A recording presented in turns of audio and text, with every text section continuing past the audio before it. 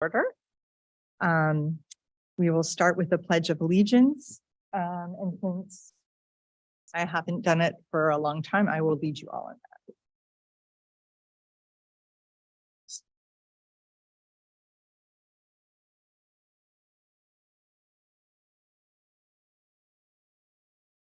What?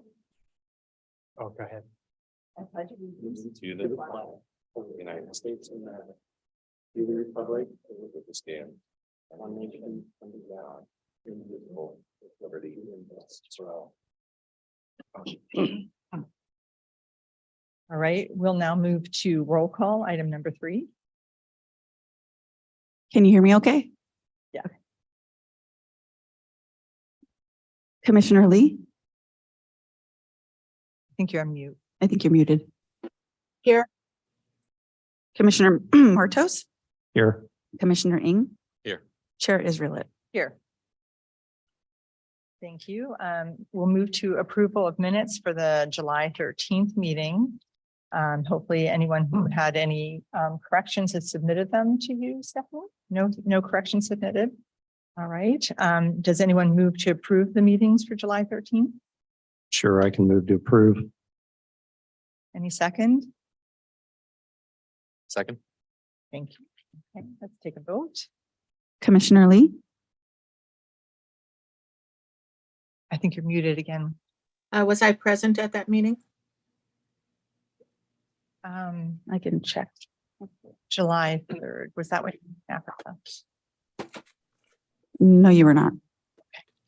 Well, you do not need to vote, then you're off the hook. But I think since there's a quorum of us, when we have a little bit of a backlog, let's go ahead and continue to vote. Commissioner Martos, Aye. Commissioner Ing. Aye. Chair Israelit. Aye. Okay, minutes are approved. Mr. Wong, do we need to say anything about the hybrid format of the meeting tonight or? Sure, let me go ahead and thank you, chairs. But again, tonight's meeting is a hybrid meeting, meaning the residents can Zoom in and watch it or be present, as we have some members of the public tonight. So with that, if you wish to speak, please fill out a request to speak form and then hand it to Ms. Brewer, and she'll go ahead and read it when your item comes up. The other is if you're on Zoom, you can participate 2 ways. One is raise hand feature, and then we will call on you, and then you may speak. And the other is you may have sent an email in at public comment at burlingame.org. If you've done that, then we will, Ms. Brewer will read the email up to roughly 2 or 3 minutes, depending on the chair's discretion. So with that, that is our hybrid meeting. Thank you. Okay, moving to item number 5, public comments on non-agenda items. Members of the public may speak on any item that's not on the agenda. Members of the public wishing to suggest an item for a future commission agenda may do so during this public comment period. The Ralph M. Brown Act prohibits the commission from acting on any matter that is not on the agenda. Speakers are requested to fill out a request to speak card located on the table by the door and hand it to the staff. The provision of a name, address, or other identifying information is optional. Speakers are limited to 3 minutes each, and the commission chair may adjust the time limit in light of the number of anticipated speakers. Is there anyone present tonight who wants to speak on an item that's not on the agenda tonight? Is there anyone in Zoom? I have one hand raised from John Kavranian, and I have an email from Benito. Okay, John. Kavranian, Oh, okay. would you like to? Why don't we take the comment from the live Zoom person first, Mr. Karanian? John, can you hear us? Good evening, everyone. Thank you for the opportunity to speak. I'm speaking on behalf of our business district in regards to the no right turn on Red going down eastbound on Carmelita to make a right turn on California southbound, you will not be able to make a right turn on red. We just heard about this, that a sign will be installed. We had no knowledge of it before. Residents in the neighborhood are not aware of this. And I don't know if we can discuss this with the east side parking issue on California Drive, but its entire bike lane process has, I believe, brought this sign that will be installed. No notification.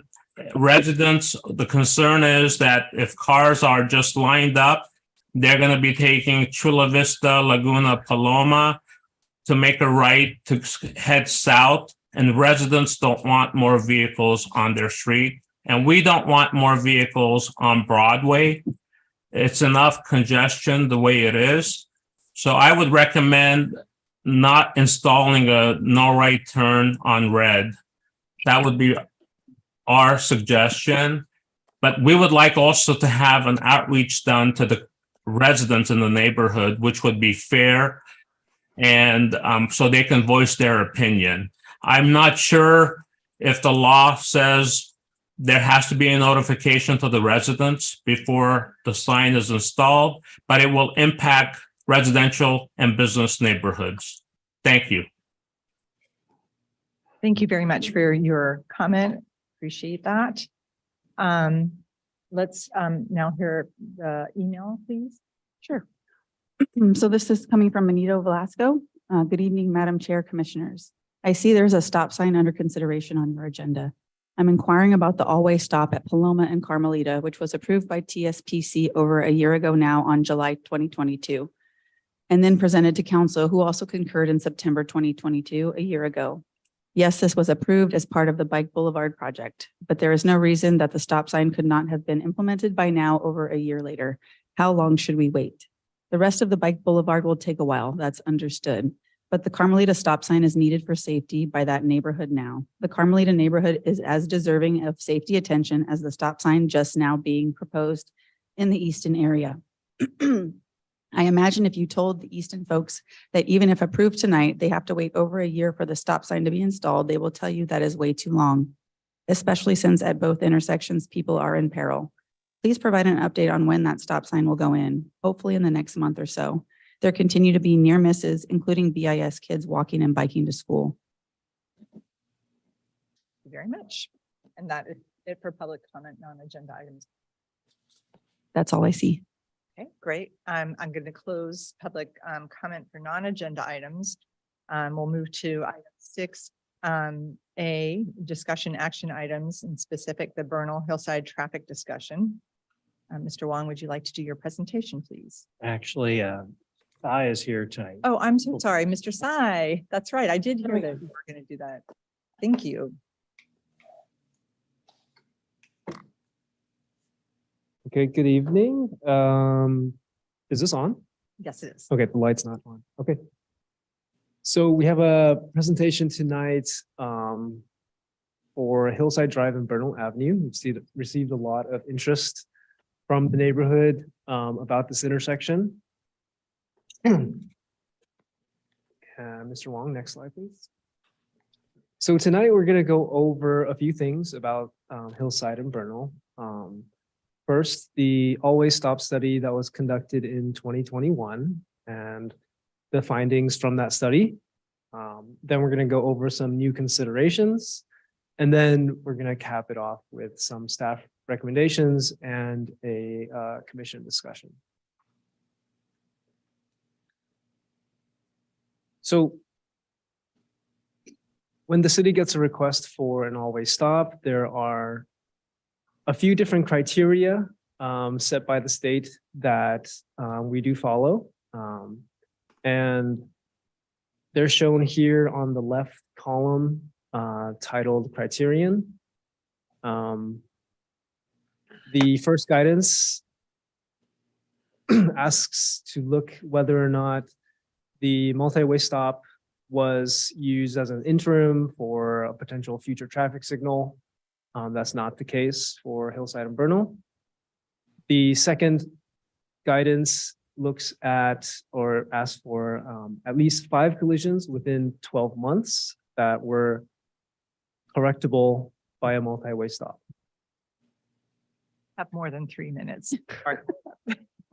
And then at the time of the study in 2021, there were no collisions that were correctable by a multi-way stop between 2016 to 2021.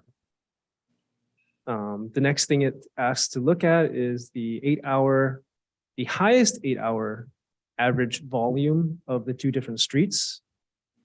At the time of the study, Hillside was receiving around 400 vehicles per hour, and vice versa, 68 vehicles per hour on Bernal. And the thresholds we were looking for were 300 vehicles on the major street and 200 vehicles on the minor street. So while Hillside did meet this threshold, there were simply not enough vehicles on Bernal to meet this criterion. The city of Burlingame has also in the past applied a more lenient reduction to this volume requirement, given other factors. And it did not qualify under these exceptions because there is a adjacent intersection less than 500 feet away that is already always stop. So the exceptions that we've exercised in places like Sanchez and Paloma wouldn't necessarily apply the same way here. And then another criterion is that an average delay is caused on the minor street of at least 30 seconds. And this was not satisfied as the measured delay on the side streets were, as shown, 13.9 seconds in the morning and 13.2 in the PM. So in summary, these main criteria were not met. And then we can move on to the next slide.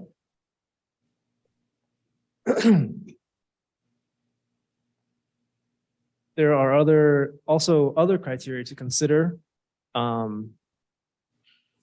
Set by the state, they allow a 70% reduction in the volume requirements, but like we covered in the previous slide, the city of Burlingame actually applies even more lenient thresholds that it did not meet. So it did not meet 70% or 80% of the criteria. So at the time, it was not recommended for an all-way stop. Next slide. So there are additional other considerations to look at even when the main criteria are not met. And three of them are shown here. The first one is that the combined volume of all modes, vehicles, bicycles, and pedestrians entering the intersection from both roads combined averages more than 2 units a day, or 2,000 units per day. And that is the case at Hillside and Bernal. So this is one of the first things that it has satisfied. The second criteria is that the ability to see oncoming traffic isn't enough to properly facilitate the right-of-way from Bernal onto Hillside. This can be improved with red curb, so it's not an immediate justification for a multi-way stop. The third and final exception is that crash records indicate that 5 or more crashes that involve the failure to yield the right-of-way at the intersection. So something that would be correctable by a multi-way stop. So 5 or more reported within a 3-year period, or 3 or more reported within a 2-year period. So since 2021, we all know from the previous slides that when the study was done in 2021, the 5-year crash history had 0 reported crashes. And when we looked at the number of reported crashes from the point of the study till now, we still had 0 reported crashes. But what we did have were several instances of unreported crashes. What's pictured here was sent in by a nearby resident of a collision that took place in June 2023. And although a police report wasn't taken, staff does recommend that you consider this case when deciding about the multi-way stop. Additionally, on the next slide, between 2021 and 2023, present time, there were actually 3 other police service calls out to Bernal and Hillside. And my understanding is that's when, a police patrol car is dispatched to the site for an incident. However, upon arrival, it's still up to the parties involved to file a report or not. And in these 3 instances, 2 of them declined to file a report. There was a 3rd instance that did file a report, and that involved 2 vehicles, one northbound and one southbound, both on Bernal, that resulted in a collision. So the recommendation is to consider these. While the criteria is to look for, 5 reported collisions or 3 within a certain time period, having 4 unreported collisions that may have been preventable is something that we recommend be considered. So while it doesn't immediately qualify for a permanent multi-way stop, staff is recommending that a 1-year trial multi-way stop be considered at Hillside and Bernal, which is on the next slide. That pretty much sums it up, and I think this can open up to public comment and discussion. I can stay here and field any questions. Okay, thank you. Thank you very much. That was a very helpful presentation. Next, we will move to open public comment. Do you want me to? Go ahead. We're going to move to public comment. Before we do that, I'd like to get an idea of how our evening is running. Can you please tell me, Ms. Brewer, how many online participants we have at this time? There's 11 attendees, but I don't see any hands raised at this moment.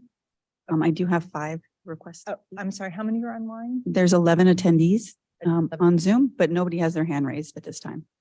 And we have 5 cards. 5 cards for folks in the audience. And how many emails? 1 email. Okay.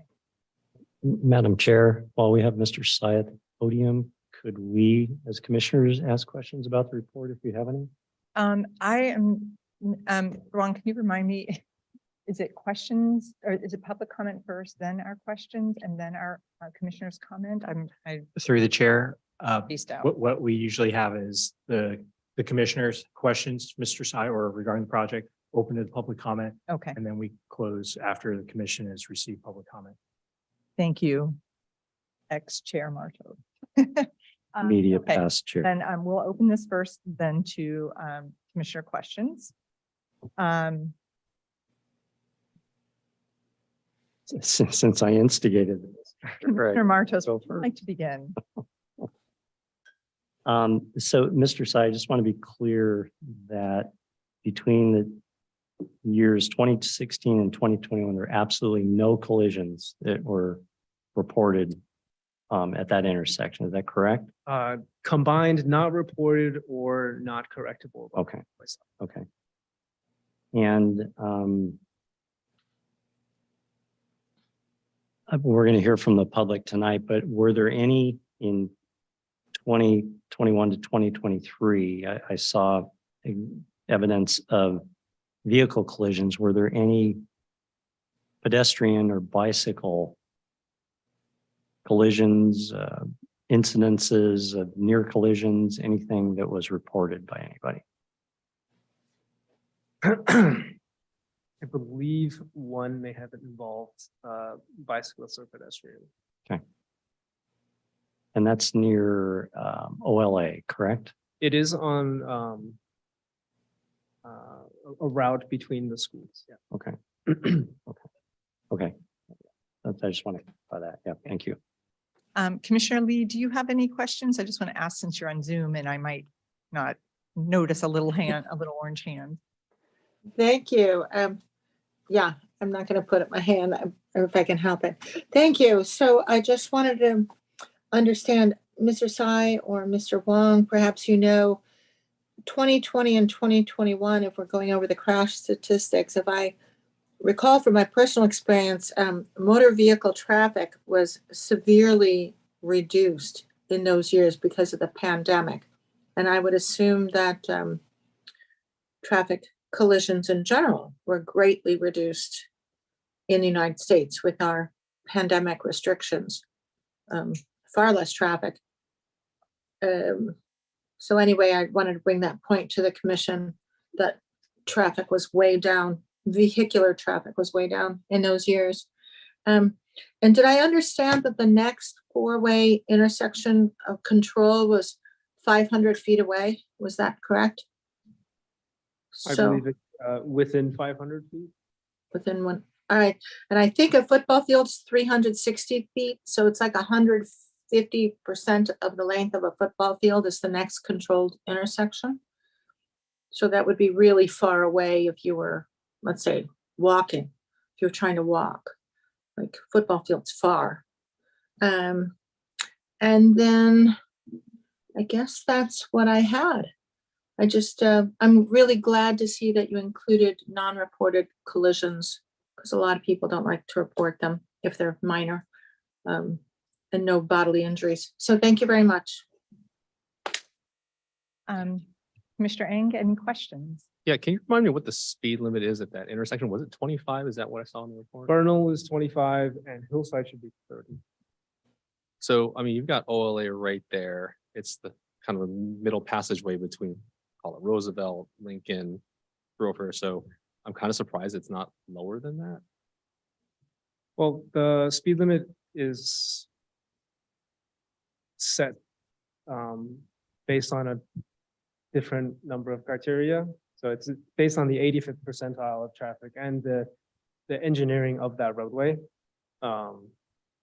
Surprisingly, if you have a 25-mile-per-hour street, if you collected speeds and found the 85th to be in the 31, 32 range on a 25-mile-per-hour street, you might consider that a little high. Hillside with a 30-mile-per-hour speed limit actually has an 85th of 31, 32. So what that shows is the drivers are mostly abiding by the speed limit more than they typically would on Hillside. How often is that data collected? Not necessarily regularly. These counts, however, were taken within the past 5 years. Well, I mean, based on Commissioner Lee's comments too, I think there could be levels of data that aren't necessarily representative of kind of the here and now. Not to say that the process is flawed, but something worth considering. And if we're talking about calming traffic in general, I mean, that's also another measure outside of the four-way stop sign. I mean, I walk my dog right by there every weekend, and it's on a weekend. And I could, from my own eye test, again, it's not exact, but I think cars are generally going at least 30 miles an hour, if not more. And you're talking about coming down a hill and getting down that street. So it does beg the question of, is the put it this way, is the four-way stop sign enough by itself? I think is part of what I wanted to know. And are there other things being considered along with the four-way stop, or is, kind of this temporary period, is it open to doing more than just that? Yeah, that's a good point. I think tonight is mainly focused on this intersection, but we could bring back a different item in the future about calming the stretch as a whole. I just want to point out that the speed limit does drop down to 15 in front of Our Lady of Angels. So it's 30 west of Vancouver. 20. Is that the cutoff right there with the 500 yards or the 500 feet you're talking about? That's when it goes to 15. Just because we did that as a previous project. So I just wanted to throw that in. Yeah, that was, 30 miles per hour as a quarter as a whole. You might have slower zones around OLA and things like that. Okay. And then I had some questions. I think when we are warranting for a stop sign, we look at crashes and reported crashes because we also want to see if they were preventable, not just if they happen. So while staff is recommending that we consider these crashes that have occurred that were not reported, I do have some reluctance to do so in that clearly, you could see two cars in the photos that were impacted, but then the three that were from 2021 to 2023, you said two declined to report and one involved two cars that were on Vernal, not even on Hillside and Vernal. Is that correct? So, I mean, was the intersection even involved in that, or was it cars that were on Vernal proper, not turning? I have problems sort of counting that. In addition, the fact that we can't determine whether these were preventable or not preventable. I personally am leaning toward discounting that data as a decision point. Okay, I guess I just wanted to confirm that I thought maybe you knew the two cars on Vernal that had the accident, I thought you might know whether they were involved in the actual intersection or not, but we don't, right? Oh, it did happen in the intersection, and there is a level of leeway in judgment when you're determining whether an incident was correctable. Even is not always as clear cut as a broadside collision to indicate two vehicles from opposing directions. Sometimes you can have a correctable incident with two head-on vehicles, because you would consider the possibility that had they not had to consider vehicles on Hillside, they may have, figured out the right-of-way assignment a little differently. So it's a little vague. We don't. in cases like this, you can err on the side of caution, or you can give it the benefit of the doubt. It depends how many there are. Mhm. Because there's 4, that's just our initial recommendation. Okay, all right. Well, thank you for explaining that. Mr. Wong, Through the chair, are you going to public comment now? Is that? I was, but I was going to say something about the petition if you would like me to, or you can. I'll go ahead. Yes. There was something else I wanted to point out, that the staff report that went out in the packet that was sent to you Oh, yes. had incorrect, it had Paloma in there. It should have been Bernal. The copies that you have now and the packet that will be memorialized and it will be correct. Okay. And I did want to point out that the petition, again, that you were sent, all of you were sent earlier, including the commissioners who are either not here or absent, had 45 signatures, or not signatures, 45 individuals supporting some sort of effort here, but definitely stop signs.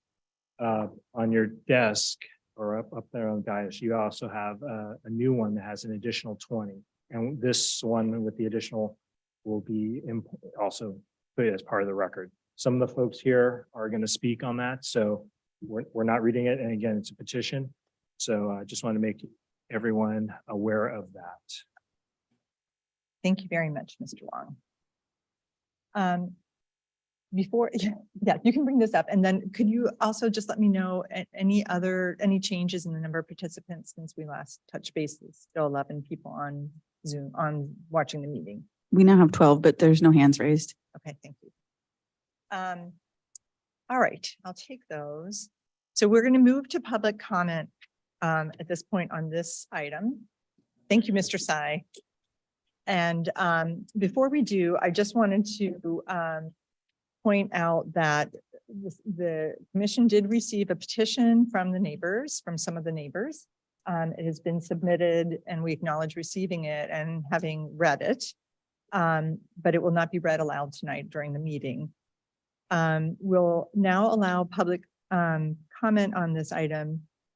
I'm a little concerned that we could have a lot of speakers and in the interest of time, I would like to move that we have a 2-minute limit for speaking. And I also just want to mention that if you are present on Zoom or in the room here and you don't necessarily feel that you have additional information to add, but you just want to come up to the microphone and say, I support whatever, and that's fine too. You don't have to necessarily repeat, if you feel like what you want to say has already been said previously, you can say, I agree with the previous speaker and I support. That being said, let's go ahead and move to the speakers here present in the room. First is Keith Good.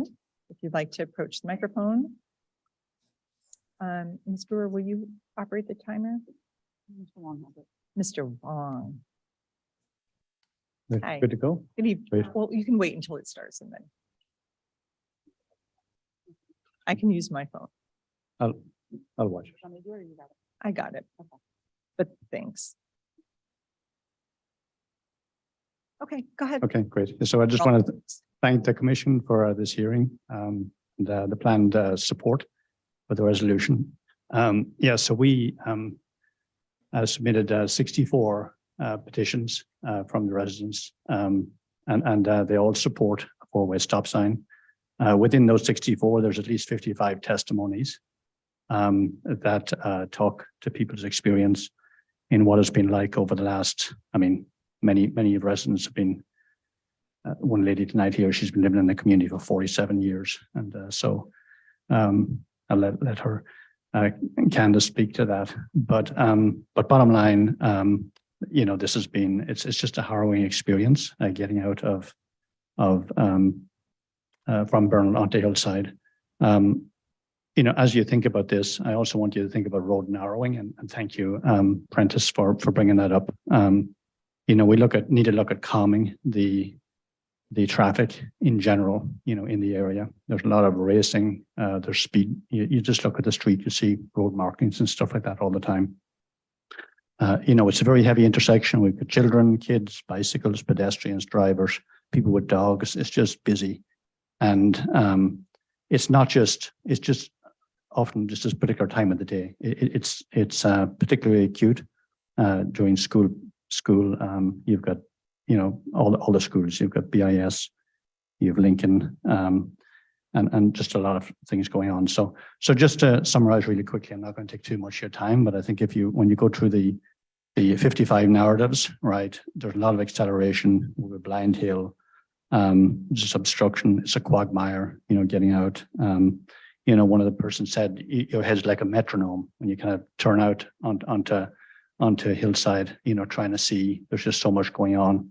And you really just pray when you go into the intersection. Even coming here tonight, you'd pray that you're actually going to be okay. Lastly, in the last day or two, someone reported that their kid was hit riding a bike going out into that junction. The kid was not injured, but in this situation, we got off lucky. But I think there's a lot of stuff not reported at that junction, and people are busy, don't take the time to do it. So I'll leave it at that. But thank you for your support. Thank you very much for coming tonight. Next, I have Steve Cady, who lives on Hillside. Thank you for hearing our concerns. I live on the corner of Hillside and Bernal. I personally have seen 3 crashes. I'm sorry, could you, since you're tall, could you please adjust the microphone so I can hear better? Is that okay? That's Okay. great. I live on the corner of Hillside and Bernal. I've personally seen 3 crashes there myself. Bernal is a unique street. It's the only street going north that goes through. It's the street to Lincoln Elementary, BIS, and the Mills High School. On the other way, coming the other way, it goes to Roosevelt and OLA. And I think to personalize, look at two kids trying to cross the street. They have to walk out, 5 or 10 feet into the intersection and then run for it to get to the other side. You get 5 kids, middle school kids on bicycles coming up to that intersection. One kid goes, they all go. I really think that the stop sign would be helpful for making it safer for everybody crossing it. Okay, thank you. Thank you so much. I'm just going through these in random order. Denise Good, would you like to speak? For Keith's wife. We've lived on Burnell for 18 years. I'm a retired nurse. It's the most dangerous junction I have ever driven on in my life, and I lived up in San Francisco. I drive my daughter to BHS every morning. Literally, you're like a metronome. I've even tried to take a right to go up on Vancouver to avoid it, and then you get stuck in all this traffic. Now, visualize the spot. You've got people come, you've got Cabrillo, Drake, Burnell. You're going up the hill to Vancouver. They come off of, if the traffic light allows them to go across Cabrillo, foot to the floor, they're going straight to get up that hill. And then one of the petitioners brought his son's baseball speed thing out and clocked them going like, I think 35 miles an hour. So you've got, like you said, you've got people coming on hillside, that's 30 miles an hour, Burnell's 25, and people are going faster. How in the name of God, how are we supposed to get out onto the hillside safely? You've got cars at that junction. I mean, I'm not left, but when you're turning left, you can hardly see out. Now, Burnell is a cycling route. We have the green cycling big thing outside our house, and Victor and Anne Marie, our neighbors, we were saying, great. So you got the kids driving from BIS, Lincoln, all the way down Burnell. Then they have to come to a two-way stop. So how are you expecting those kids to get across the road? When they decided to make it a cycle route, didn't make it a four-way stop. I was there yesterday, BHS got out at 2:50. So I was home, bringing my daughter, and then, Lincoln and BIS get out at 3 o'clock. So they're about 3:20. I sat in the car, I looked in my rear view, I counted about 20 bikes going down, and the kids were lined up. I was like, please God, that they get across. I'm a mother. I was a nurse. I have worked ER, everything. I'm so upset. The kids, and then pedestrians trying to cross. They've got a woman, 47 years, and she petitioned for this. So you've got to do something and slow it down as well. Why do we need to be going like 30 miles an hour there? You're not walking, you're not on a bike. Slow down. And this four-way stop will help. And like he said, narrow it up, slow down. I've even had neighbors talk about putting speed bumps in. Now, and you're a police officer. We are told not to report an accident, not to report, don't bother unless there's bodily injury. That's why a lot of people are not reporting. I mean, I've had a few accidents and we exchanged. There's more than that. I know 3. Like one of the petitioners, his dad met his Waterloo there. He's a lifetime resident of the Safford on Burnell. His dad was driving away and came to that incident, had an accident. I don't know if it's reported or not. That's it. I know of 2 on our street that had accidents that were not reported. And like the Commissioner Lee, you said, 2021, no one's out driving. So why are you giving us statistics for that? So, we need a 4-way stop there for the kids, the cyclists, the seniors, and the driver. And I really, as someone said, cannot understand why we had to fight tooth and nail to get this 4-way stop sign. Thank you. Thank you very much. All right, Mr. James Martin.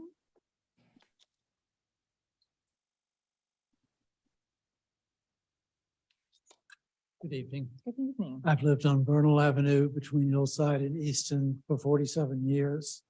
And that intersection has always been frightening to me, especially when you're driving southbound on Bernal from Adeline to cross Hillside or to turn right and left. You can hardly see up the hill to the top because the roof of your car is blocking your view. And you practically have to get out into the street in order to see up. We need that always stop badly. Please approve it. Thank you. Thank you so much. And last, Candace Martin. I bet you know each other. Good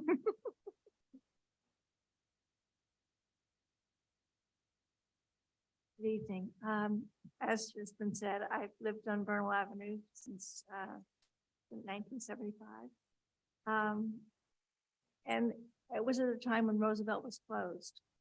And our son had to go to Lincoln. And Lincoln was a wonderful school. We were happy with that. But the fact that he had to cross Hillside Drive every morning, and fortunately, there were a lot of children on the street, and parents would take turns crossing the children. At some situations, one of the mothers said, well, they have to just walk up the hill to Vancouver to cross over. You know, in the morning time when the kids are getting ready to school, that was not a favorite thing to do. So happily, they would say, oh yeah, we crossed, but not so much. But my concern is that it is a thorough way to go to BIS. And you're talking about 3 accidents or 5 accidents. What about one child being hit? Or I'm a senior citizen and I walk 3 to 4 miles every day. And there's been so many times when I've stood there and waited and watched cars just swish right past me. And I'll wave my hand and they'll wave back. I mean, it's just like, there is really a concern. At my age, sometimes I'm feeling like, I don't think I'm going to brave this today. And I'll walk down to the traffic light. So I just really hope against hope. You will not look at the statistics. Well, there weren't 5 accidents. So think of the whole thing about humanity and children and crossing that street. It's a very dangerous intersection. So I really hope you will give it serious consideration. Thank you so much. I think that is it for comments in the room. We have 1 email, and how many Zoomers with hands raised? So we now have 2 people on Zoom with their hands raised, and I still have 1 email. Okay, let's do the Zoomers. Okay. Lisa, can you hear me? Lisa, are you there? Yes, hi, can you hear me okay? Perfectly. Oh, hi, thank you so much for your time. I'm sorry I couldn't be there in person. My name is Lisa Janoski. I live on Bernal, next to Steve, and we've lived on Bernal now for about 22 years, I think, this year. And I've personally seen 3 accidents. We have 2 boys, one is in college, one is a sophomore in high school, and since we've lived here, we've seen an increase in speeds on Hillside. You know, people are very distracted with their phones, and it's very congested on Bernal, especially something I don't think that's been brought to everyone's attention, but we live in an old neighborhood. A lot of us can't park in our driveway. And so there's multiple cars on the street, which I feel like it's like Frogger. So you're constantly dodging other cars, especially in the mornings with people commuting to the other schools. And so it's really challenging when you're trying to cross over to BIS or, you know, get over to Hillside. So I am in favor of the stop. And I appreciate my neighbors for getting this going. So thank you all for your time. Thank you so much. Let's take the other Zoom person. I have another one, so there's 2 more. Okay. The next one doesn't have a name. It's just titled guest.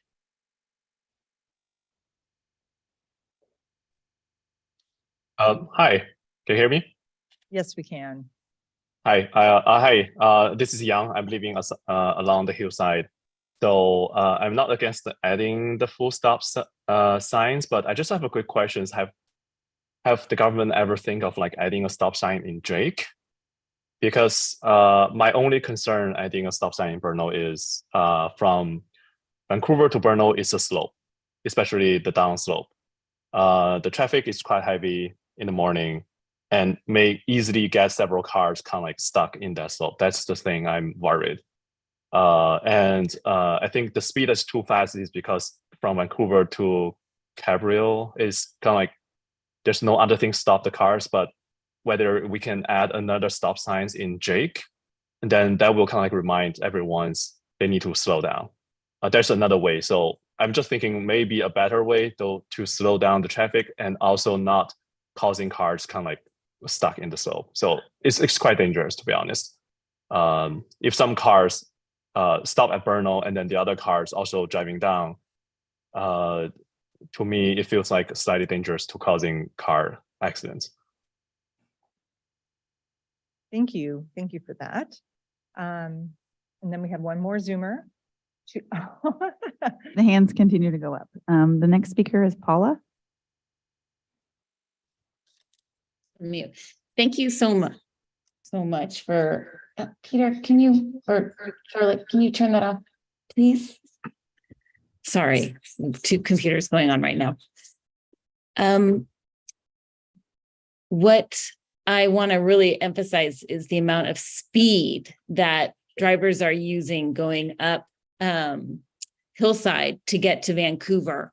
I mean, just the other night, I saw two trucks that were going so fast up the hill.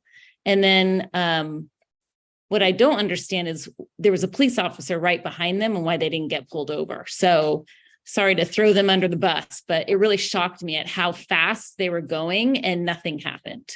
And I see this so much. So I really feel like just for the speed issue alone, that we need that four-way stop. Of course, I agree with everything else. So thank you. Thank you. Another Zoomer? Holly Rafferty. Hi, this is John Rafferty, Holly's husband. Can you hear me okay? Yes, we can. Okay, great. So I'm at 1408. We're at 1408 Bernal, which is effectively three houses off of Hillside. And so we're very familiar with that intersection. I guess the three things we wanted to mention was first, on the slope point. I mean, I think I understand the person's comment about putting a stop sign at Drake. I think the issue with the upslope is that people are speeding up to get up the slope up to I guess it's Vancouver. So I think that's part of the issue is that people are speeding up to get up through that slope. The second thing is that I know there was some data at the beginning about accidents, which seemed, pretty minimal, but we've lived here for 13 years at this house. And I would say there's, on average 3 to 4 accidents a year that we hear from, at least that we hear from our house. So it's just, they're just not getting reported, but they're happening. And then the third thing is that the visibility, off of Bernal coming onto Hillside is really poor. And there's it's just very difficult to see cars coming. It's a couple of different reasons. One is actually the angle of the street that goes up to Vancouver. The way that the cars are coming down, your side beam on your car actually is blocking the path of the cars coming down on the right side. And on the left side, there's just a lot of trees and bushes and things like that the visibility is really poor, and that's what's also causing, I think, a lot of the accidents and near accidents. And it's just a tricky spot. So we're very much in favor of putting a four-way stop there. Thank you so much. And you timed that to exactly 2 minutes to the second. Very well done. Yeah, that was intentional. Yes. I'm sure you practice. Thank you. Any other Zoomers? I don't see any hands raised. Okay, let's move to the email, please. To whom it may concern, I would be very happy to see a stop sign at this intersection. It is used frequently by students going to school, and cars on Hillside are often speeding as they pass the intersection, which makes it very dangerous. Thank you for your consideration. Veronica Morcello. Thank you. Okay, so I will close public comment on this issue at this point. I'm now going to move to commissioner discussion. And I'm going to start with Commissioner Lee, because as I said, she's on Zoom and I'm really afraid I'll forget her. So I'm going to let you go first, Commissioner Lee. And we're also going to limit ourselves to like 3 to 5 minutes, please, tonight. Okay, thank you. First, I'd like to say thank you to all the residents. 64 signatures, 55 testimonies. I am extremely impressed by that, and by the number of residents who came to speak or Zoom to speak in benefit of this.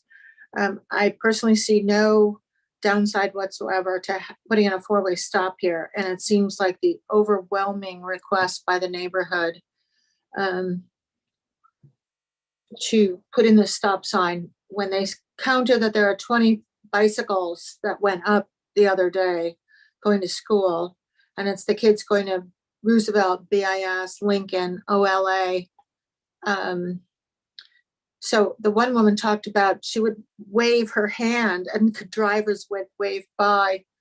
I do know a statistic that even if a police officer in his or her uniform was at a crosswalk and trying to get across, if a motor vehicle is going over 35, odds are the driver does not stop to let a person cross the street, even a uniformed police officer. So I can't imagine kids trying to cross, or that 47-year-old woman. So I just wanted to say I appreciate all these other residents coming forward and organizing and doing the petition. And I feel like it's our duty to represent the people of Burlingame. And to me, this is one of those exceptions, just like over at Victoria Park when City Council approved a stop sign over there and it met none of the criteria. This meets criteria in as far as collisions reported plus unreported, and just the overwhelming request from the neighborhood. And I do not see any downside to putting in this stop sign and having it studied for the 6-month period that the staff was suggesting. So thank you very much. Thanks, Commissioner Lee. Commissioner Eng, would you like to go next? Sure. I'll keep it even more brief, but look, I do appreciate the broader community for speaking up and quite frankly, not letting it go. So it says a lot when you guys gather like this, and really do appreciate that. Look, I'm an elementary and a middle school parent. So when I see instances like this, where you have thoroughfares, where there's lots of kids around, this is not one where you want to hit a criteria to make an action. Like, one is going to be too much by itself. And I feel very strongly about that. So I appreciate the comments, Martin, regarding that as well. I think for an interim solution, it's a no-brainer, but I do disagree that I do see a downside, is that I don't want this to be the only consideration for this intersection. I think there's other things that we also need to take a look at. Now, again, I wasn't on the commission when this first surfaced as far as what was the determination of putting this in versus other different types of calming measures. But I do want to know, as hopefully as part of the report during this interim period, that we can see what are the other pieces of data that we can pull from it, because I do think that this should not be the only thing that we consider. Thank you. Commissioner Martos? Yeah, thank you. So the overwhelming support for this stop sign, I've been on the commission a while, and this is a really great response from the neighborhood, and a very condensed response, people right in the area. So I'm very impressed by that, and thank you for being here tonight. You live there, you see what's going on better than we do. We work with the traffic engineers to make sure that the solution is engineered well. I heard a number of things repeated: visibility, which would indicate vehicle safety. I heard increased speed going up that hill, and I actually drove it today to see what it was like. And I drove down the hill. I think the stop sign at Vancouver, might be within 500 feet, whatever, but, and then I heard the most important thing that I heard was Mr. Sy about no accidents between 2016, 2021. And keeping in mind 2020 and 2021 were COVID years, so I wouldn't expect a whole lot going there, but between 2021, 2023, so I'm thinking more like 2022, 2023, while more people are on the road. There's been a considerable number of incidences, collisions, and it very concerned me very much to hear that there was possibly a bike collision as well there.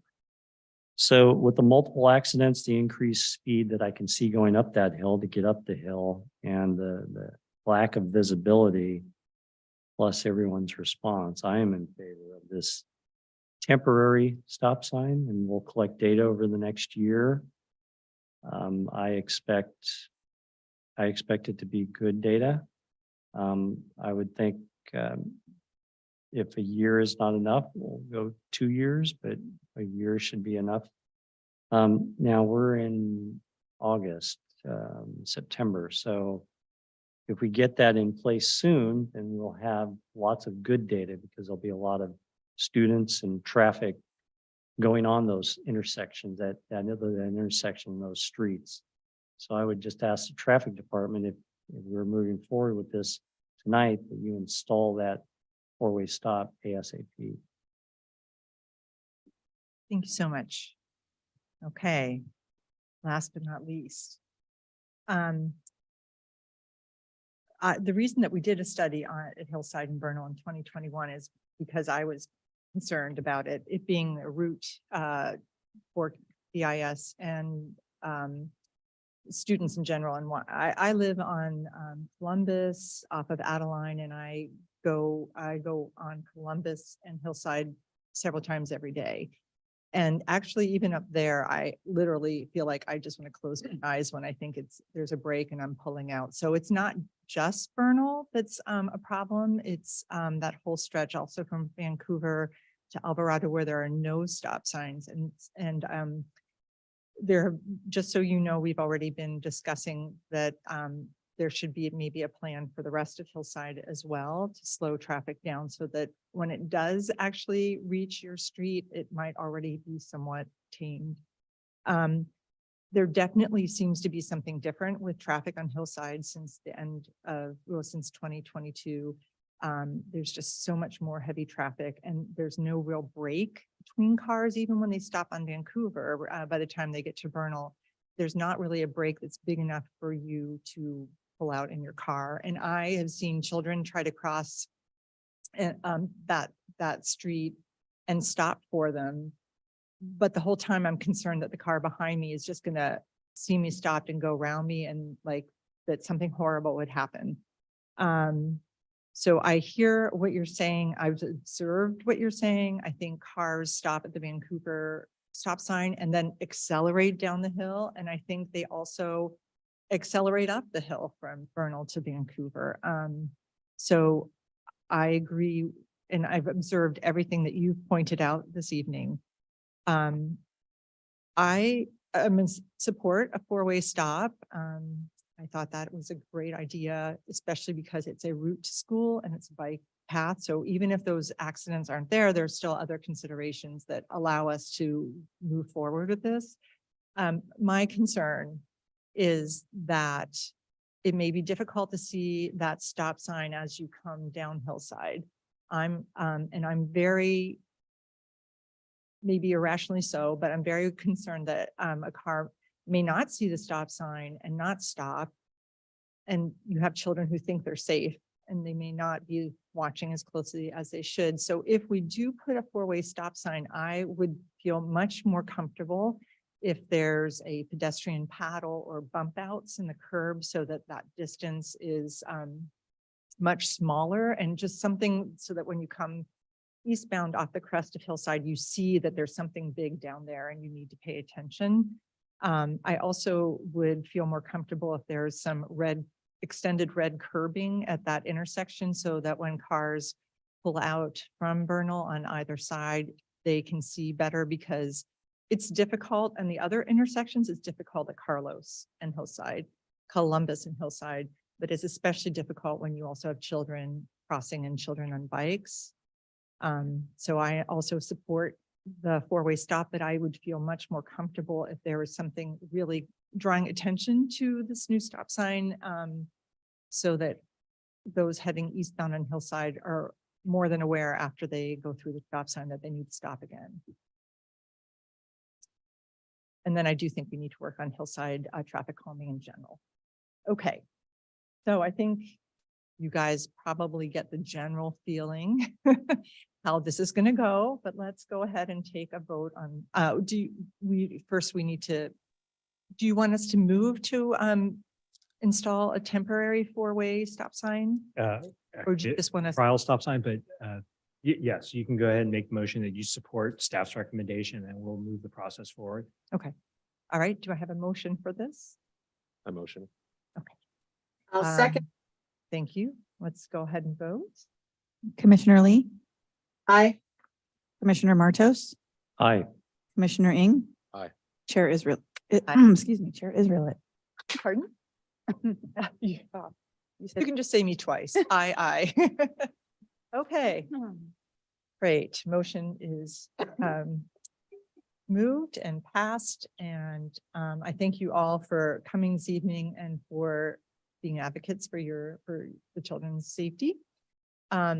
You are more than welcome to stay for the rest of the meeting. You will not offend us if you decide that you would like to leave at this point. So. All right. Again, thank you so much. Okay, we will now move to item 6B, the parking restriction along California Drive from Carmelita to Oak Grove. Mr. Wong, and thank you, Mr. Tsai. Mr. Wong, would you like to go ahead and present? I will. Thank you, commissioners. Yeah.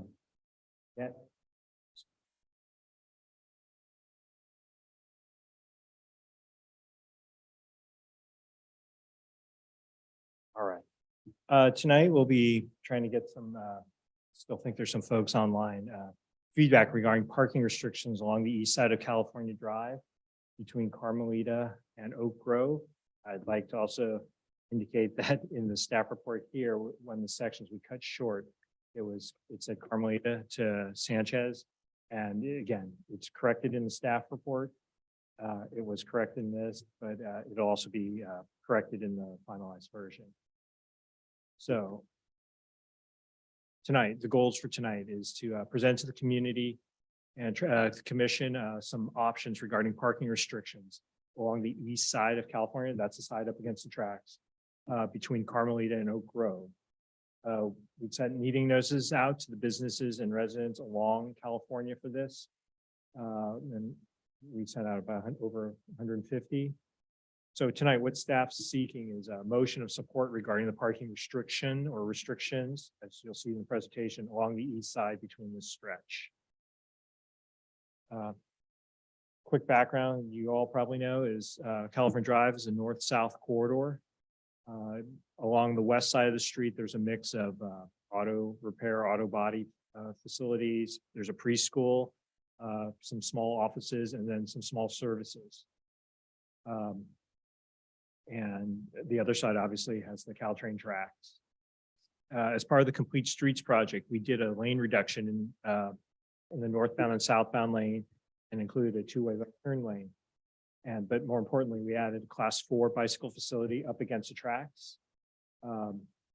These changes allowed us, these changes impacted, currently there's a section along California between Sanchez and Carmelita that there's no parking. It's just south of the intersection, adjacent to the Caltrain parking lot. It's red curb right now because there's no space. But with this project, we're able to allocate that as additional parking. However, through the municipal code, section 13.36.010, that section is currently no parking anytime. So tonight we're gonna, because we're adding parking, we'll need to correct that. But be able to correct it, we have an opportunity now to look at the parking restrictions and see what the community and some folks online, has a say of what that restriction is, whether it's a 2-hour, 4-hour, but I'll go into. So the section right now between Carmelia and Sanchez that's got red curbing, that will become on-street parking as part of the project.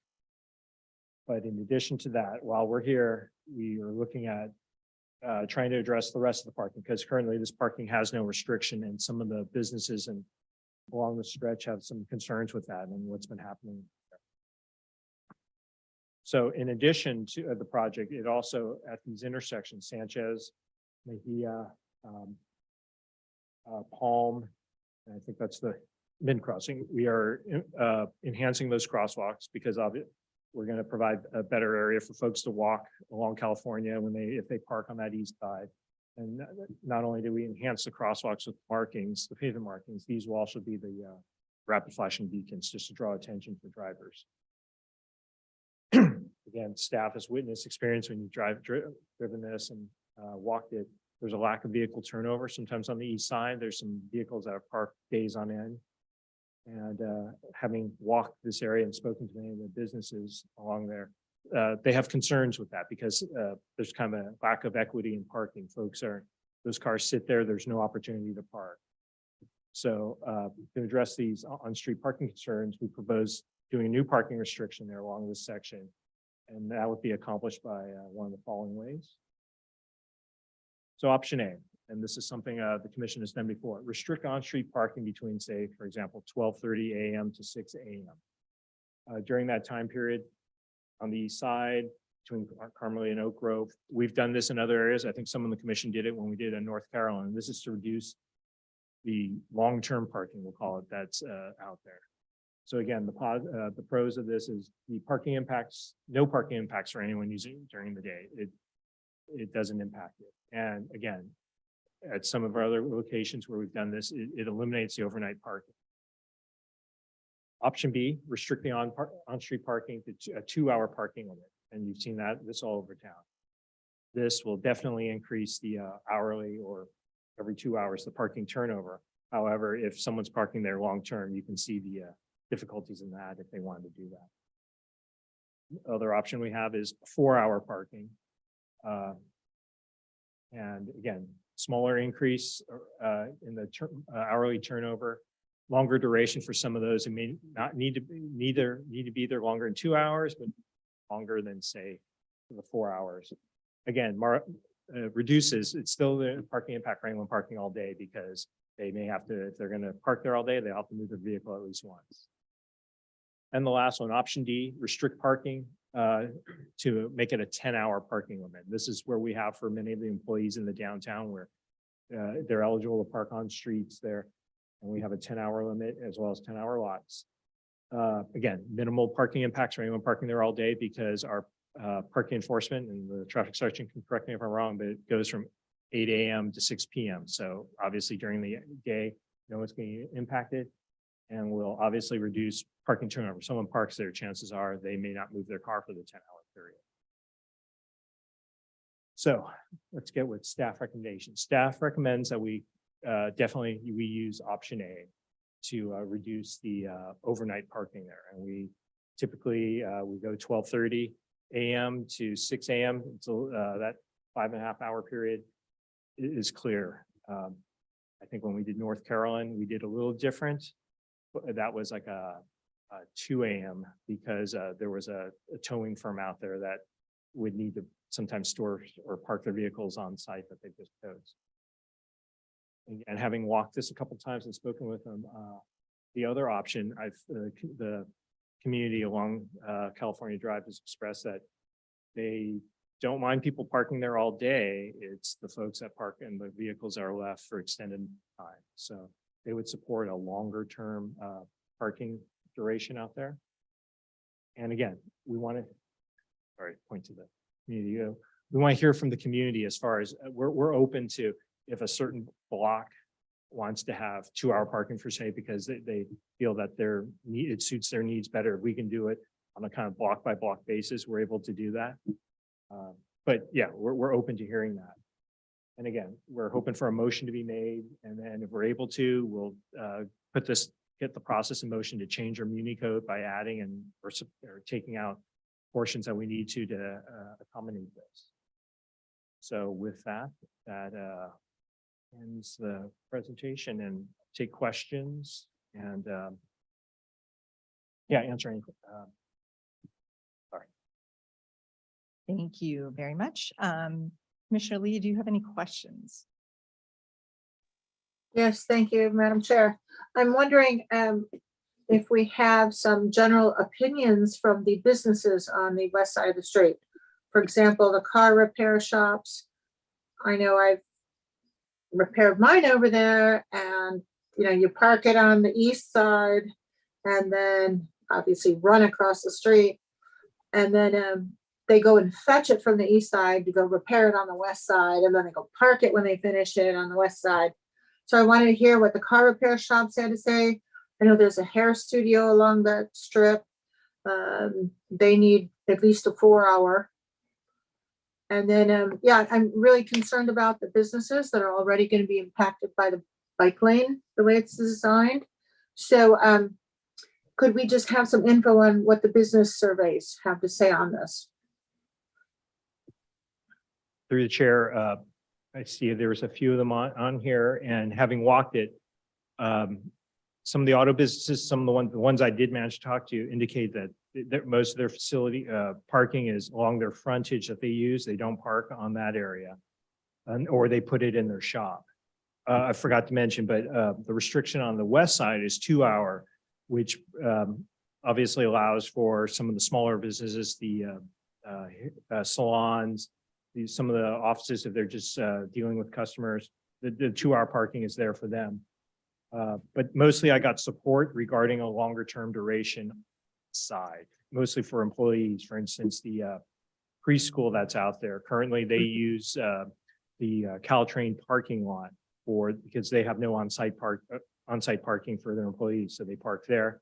This would be a benefit to them because it'd be a little closer and probably closer to some improved crossings, being the facilities at Sanchez. So we're going to have a flashing beacon and a high visibility marked crosswalk at that location. So. Thank you. So the businesses were okay with it like that? The ones I talked to had supported it, but I don't have something that shows you that every business from end to end supported it. But again, you should be hearing from some tonight. We passed out notices as well as sent out notices for this. So most of them had received them when I had passed them out. They had indicated that. Okay. Thank you. I had one other question. Does the length of time of the parking in any way affect the bike lane that's over there? Like, will it change anything at all about the bike lane? The turnover of the cars, will it change? Will they be driving into the bike lane at all? Or in any way, Mr. Wong, does it affect the bike lane, since there's only, that's the through route through the city? Sure. Parking wise, it shouldn't, because if you recall, so starting from the east side on the curb, starting out, we have the two-way bike facility. Then we have a 2 to 3 foot buffer with smaller bollards that will be along that. Then we have the parking, so that they shouldn't. What maybe is that right now, like when there's no parking, there'll just be the buffer area between and a empty parking space, we'll call it, and then northbound traffic. There won't be any other buffer or barrier, we'll call it. The vehicles might act as a barrier, but there's a great deal of space. We've got 8 feet, and then the buffer with, I think they're 2 foot tall delineators to indicate that reflective delineators. So normally someone pulling in, pulling out should not affect the bicycle facility. Okay, thank you. Commissioner Martos, any questions? No. Commissioner Eng? And maybe this will be covered by some of the business owners that are going to be speaking, but kind of similar to what Commissioner Lee was asking, I guess I'm not totally clear what exactly we're trying to solve for here. So is it primarily the overnight parking? Is it different businesses have different needs? So some might want shorter term, some might longer term, because obviously there's a lot of different things to focus on here. So sorry about that.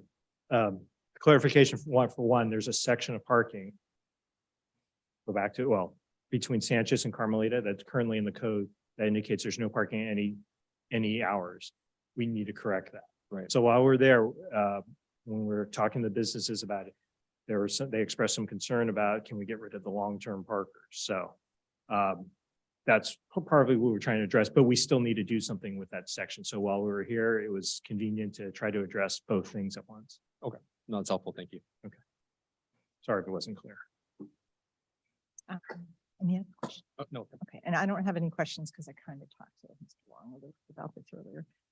Okay, so let's move to public comment. We have no one present in the room for this. So how many emails and how many Zooms? I have one hand raised on Zoom and I have 2 emails. Let's take the Zoomers first, please. John Karanian. Good evening again. Thank you so much. The concern that I have is if we eliminate overnight parking, the businesses that are parking currently overnight, they will park in the residential areas from Chula Vista, Laguna, and it will impact the residents. But I am in favor of eliminating overnight parking, but the concern is, where do these cars go? Caltrain has recently reduced their rates to $2.75 24-hour parking. It used to be $5.50, but the signage says $5.50. They have not changed the signage. I don't know why. The other thing is, the city enforces parking 6 days a week. Will this overnight parking be for all 7 days? And how will it be enforced on Sundays when there's no traffic officers? And we also like to know how many parking spots there will be on the east side of California. I don't know what the numbers are. Maybe we can do a combination of 4 hours and 10 hours on the east side. Since we have 2 hours on the west side of California, maybe we can do 2 different increments, different color parking spots. And individuals that want to use maybe 3-4 hours, they can park in that zone. And then 10 hours, they can park in the other color zone. So we can accommodate everyone. You'll have 2 hours on the west side, 4 hours and 10 hours. And it would be a great combination. Thank you so much. Thank you. Any other Zoomers? I have no hands raised at this moment. Let's move to the emails then, please. Okay. The first email comes from Faye Dottie. It says, thank you for reviewing parking restrictions along the east side of California Drive. Although the notice mentions that the discussion is not affecting the on-street parking along the west side of California Drive, please keep in mind that if you restrict parking on the east side, it will in fact directly affect the west side for the following reasons. 1, additional parking needed on the west side for anyone that can no longer park on the east side. 2, it will produce more cars that will need to park on the west side. 3, more cars in front of storefronts on the west side. West side parking should be for customers, not apartment residents. A time limit should also be applied to the west side. For the reasons above regarding if parking is restricted on the east side, where will the people that usually park there end up parking? I feel that what is discussed and reviewed on the east side will also have an impact on the west side, even though the notice says it will not be affected. Our recommendation for the east side is 6 to 8 hour parking allowed. Our recommendation for the west side is 3 to 4 hour parking. I hope that there will be a little parking available on the east side, as some of the businesses on the west side rely on the east side for them to park, so they do not interfere with customer parking on the west side. We've had our business at 821 California Drive for 20 years. We are very aware of all the people that use those sides to park their cars. If you would like to consult with us in any way or contact us, please feel free to call us at any time.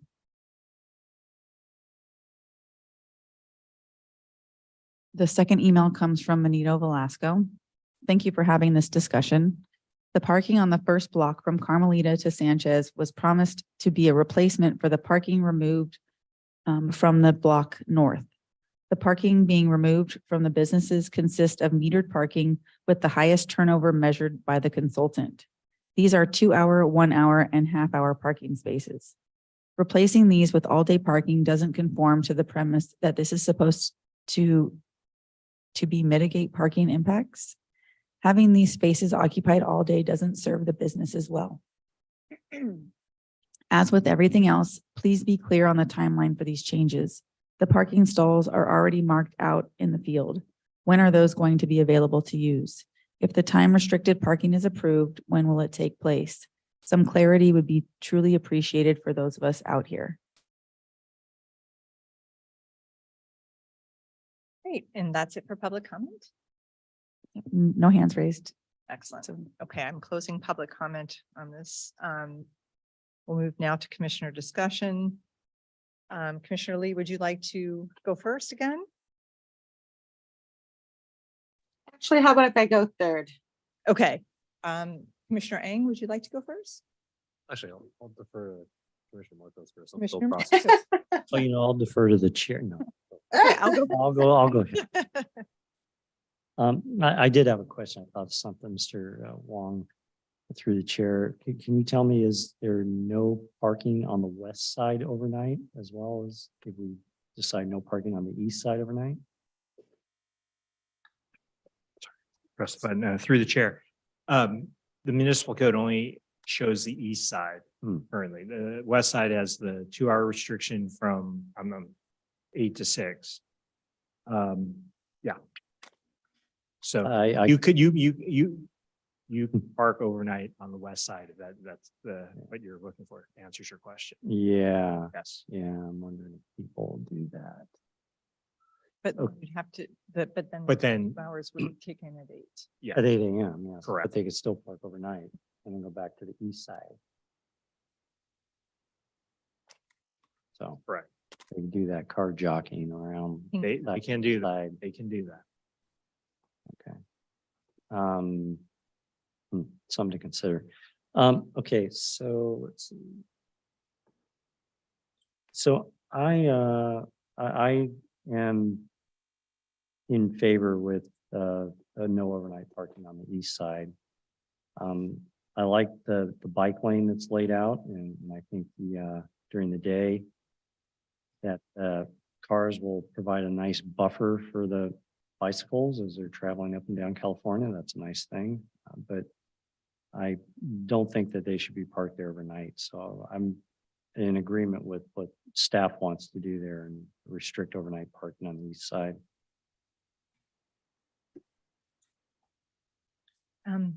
I'll go next. I always go last, but That's since, fine. Dr. Step right up. Yes, Commissioner Lee and Commissioner Eng want to think about this. I am in favor of no overnight parking. I think that, using it as a repository for cars that may be taking Uber to SFO or, I mean, I can see no benefit to the businesses nor the neighbors for allowing continued overnight parking. So definitely in favor of A. And I'm in favor of from the feedback that we've gotten from the businesses. I think it's good to have the 10-hour parking restriction because what they were saying is it allows their employees to park over there for the day and come to work, whereas the shorter term parking that's closer to the businesses on the west side is for customers to come and go. And we're sort of giving a safe spot for employees to park. I'm afraid that if it's shorter than that, people might start parking on residential streets. And we definitely want to avoid that. So I would have gone for 8 hours if that was an option, but 10 hours gives, longer working employees time. So that's my thinking. Who wants to go next? Commissioner Eng or Commissioner Lee? She wanted to be third, so. Oh, that's right. You did want to be third. Go ahead, Commissioner Lee. Thank you. So I guess because I don't really have a diagram showing the new bike lanes and where the parking is being removed on the west side.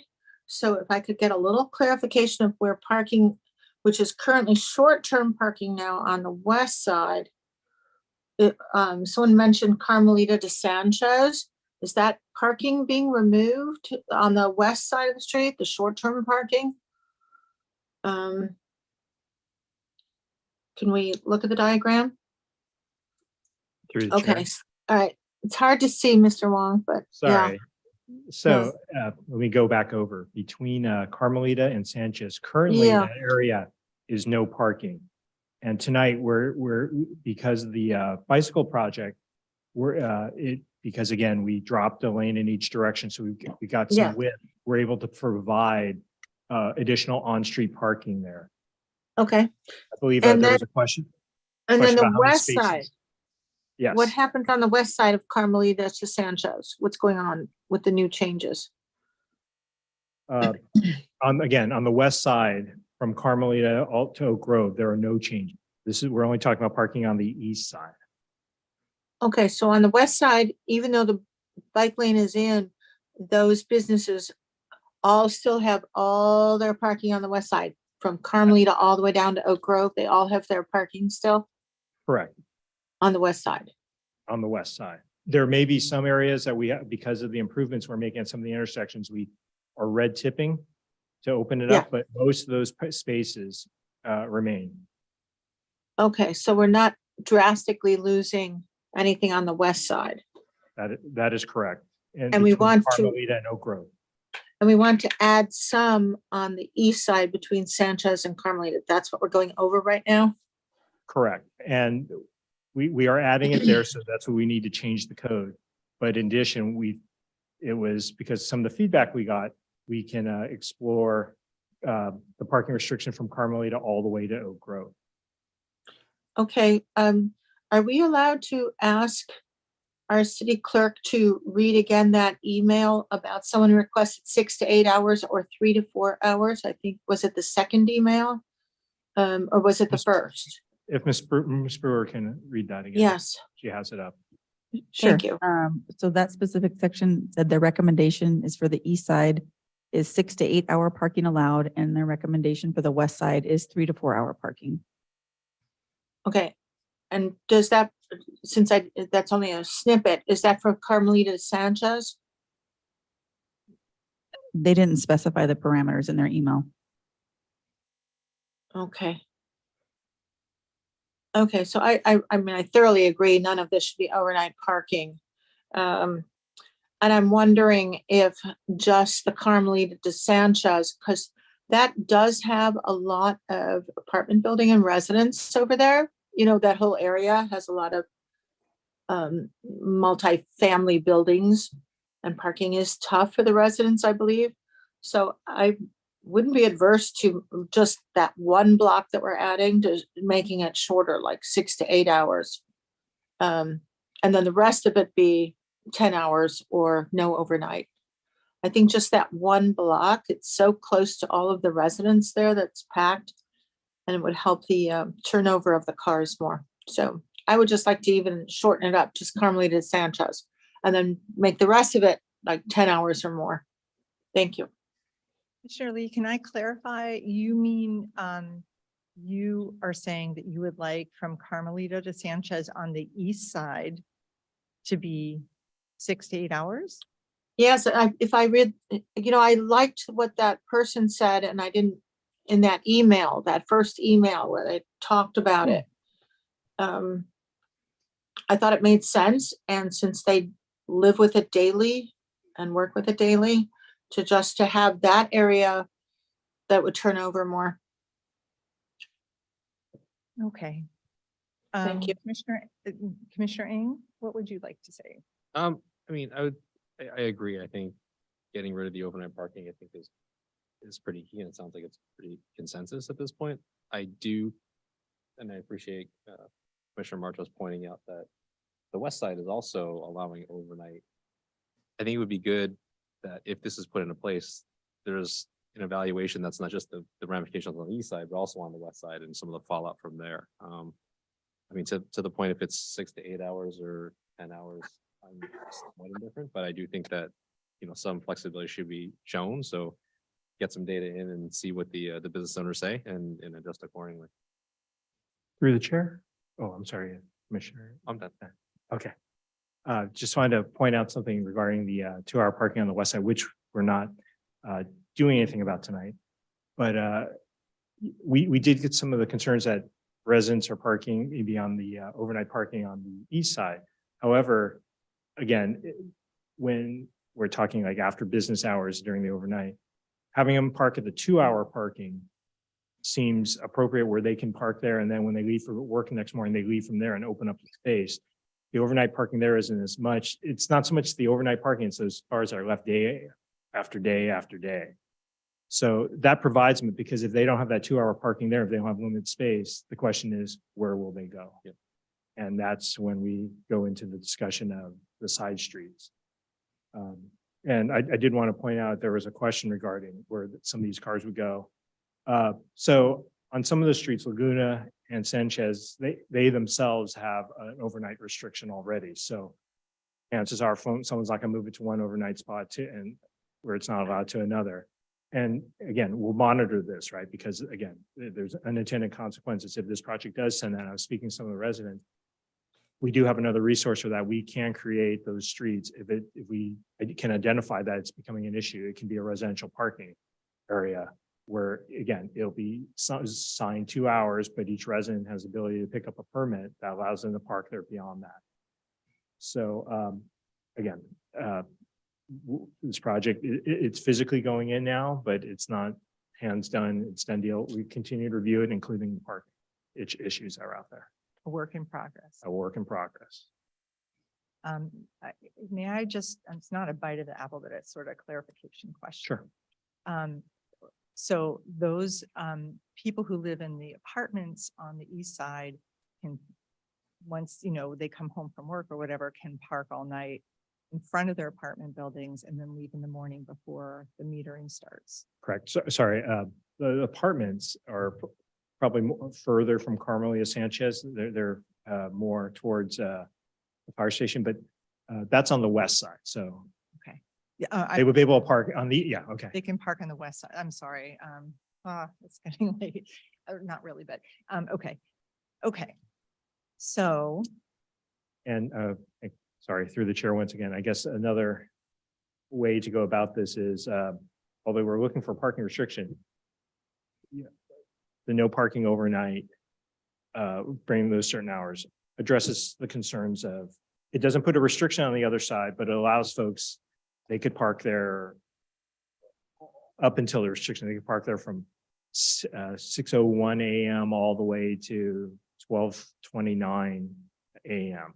So that would allow them to park there, people working. So in essence, it's a really long parking restriction. So we could just stay with that and then see how it goes regarding the other segments. So tonight, what we could do is just remove this section and just say, just take it out of the code.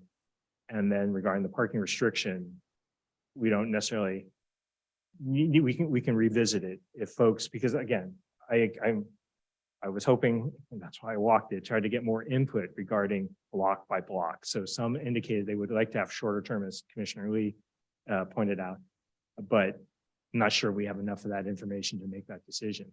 I mean, it'd be literally throwing darts. So if we address this section tonight, and that's not saying this section is 10-hour, whatever. For now, if people are able to park there, we get more feedback. We'll do this again, and maybe we get more folks to show up. If they say, oh, that's horrible, we can come back and then identify each block with a parking restriction. Maybe that's a better way to do it, because initially we're trying to reach for all this, and maybe we should just reach for this one and then again monitor and see how it goes. to make sure we have, But I'll leave that to you to make a motion. well, I move that we move forward with staff's plan to accept A with no overnight parking on the east side of the street, as well as opening Carmelita Sanchez to parking where it is currently no parking. And then we can address parking restriction times at a later date. I'll second that. Commissioner Lee, Aye. Commissioner Martos, Aye. Commissioner Ing. Aye. Chair Israelit. Aye. Excellent. Okay, I think that was, Oh, sorry. Yeah. For you. So that first section from Carmelita Sanchez, we will be removing from the code as no parking anytime, and it'll have the same restriction, from Carmelita to Oak Grove will be the no parking from 12:30 a.m. Okay, just thank you for sure. clarifying, right? I don't think my motion may have pointed that Yes. out. Excellent. Okay, where are we? Okay, let's close this item and move to the informational items, number 7. Is there any public comment related to informational items? No, I have no public comments. Excellent. I close public comment. Let's go ahead and see, do we have any community group updates this evening? I don't have anything. Great, close that item. Let's move to the engineering division reports. All right. Thank you, Chair Israelit. Just, we'll give you a handful of them. BIS improvements. I'll let you talk about more, but some of the improvements are in, and we will continue to work towards that. Broadway pedestrian improvements. This is regarding the some of the collisions we've had there and the concerns about the crossing, specifically at Laguna and Broadway. Mhm. Staff's actually took a step back and wanted to look at the entire corridor, because it's kind of, each intersection is very similar with the exception of Paloma. So we've got a plan in place, and we're going to go next week. We're going to be meeting with the Broadway business folks and showing it to them and get their feedback. It does impact them some ways, but we want to get some of that before even if we come back here. We may or may not, depending on what comes about, but yeah, we need to talk to them first. Murchison, Truesdale, and Davis bicycle improvements. We're finalizing the outreach materials for the survey, and we're gonna hit it hard. And obviously we do our e-news, our next door, our noticing, we'll walk it. We're gonna put some sandwich boards out there to just let folks know, and there'll be a URL on there, and that folks, not URL, QR code, and people will be able to do it. And so we're trying to get as much input as we can on that. And for you folks, once we get that all squared away, you'll get the email with it. And lastly, we have the San Mateo County Local Streets and Road Safety Plan. This is a CCAG effort. It's similar to a Vision Zero. But in order for them and us to continue to obtain grant funds, they're doing this. So it's all kind of working together. We will share what we have and work on that. So as part of that, there's the first link there from that you will be able, I will show you. Sorry. I was just going to ask. Oh. CCAG, that's why I was making that funny. What's CCAG is it's a city county government. It's so they work with TA. They're actually in the same building, and they distribute and programs as well as some funding. So sorry about that. Got acronym stupid there.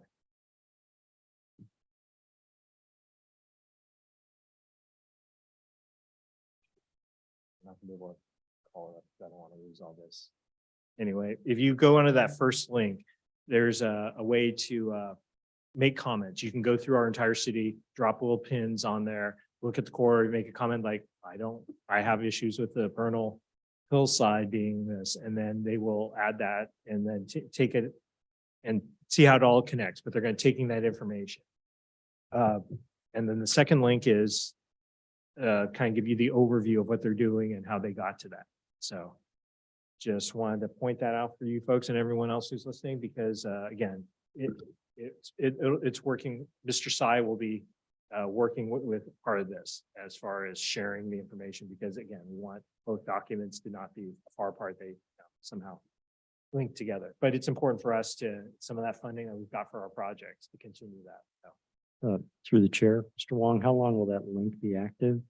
and we don't have control over it. It's Roughly? a couple weeks. Okay. So And it's not even one that, yeah, I know how we feel about trying to get more time, but that's what they had on there. Any other questions?